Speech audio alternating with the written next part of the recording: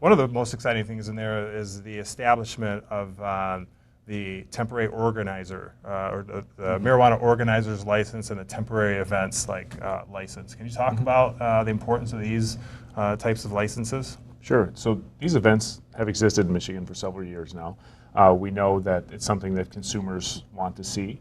And we know that these event organizers have established relationships with a lot of these communities. So I think it's important that we have a regulatory framework that gives us the ability to vet who's running these events and have some sort of oversight over them as well. And I think the approach that we took allows us to issue those licenses to individuals or entities that want to organize the events, and they can go through that process. And then there's a separate fee to be paid for the specific events, and we can ensure that wherever the event's being held, that the municipality approves of that location, and we can have an understanding of the scope of the actual event itself, how many days it's going to go on, whether there'll be sales or consumption at the event, and the fee structure for the event itself is based on how much of that activity is going on in the scale and scope of the event so that we can appropriately assign some of our resources to ensure compliance for that event. Yeah. And I also was going to just talk a little bit about those different license types. It seems like what Barton had mentioned previously was the designated consumption establishment license, which seems like it's kind of another added layer to what you're already, one of the other license types if you want to be a special designated kind of certification above and beyond that. And then the marijuana event organizer, that's good for a year.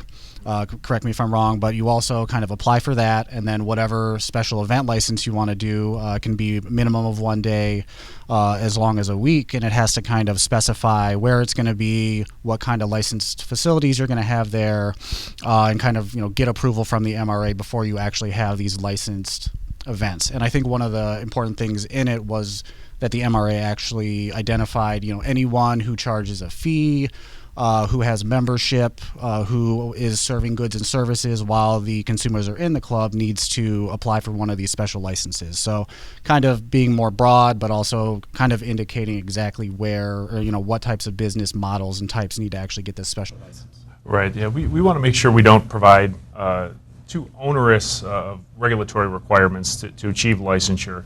And we want an environment where businesses can be successful. But any operation where there's sort of a commercial operation that, whether it includes sales or not, if products are being consumed in a commercial capacity, I'd say at a business that's charging a fee for entry, that's specializing in providing these access points, that there's a public interest in us knowing where they're occurring and ensuring they're meeting a minimum set of safety standards before we have people there. Yeah, that's very good. And I also noticed, too, that with that type of license, especially the temporary event one, you kind of charge whether products are being sold there, $500, I think, per vendor, also per day. So I think, kind of goes to our next topic, which is just, tiered licensing application fees. There are a lot of different changes, I think, that are pretty exciting from the MMFLA system to the adult use system.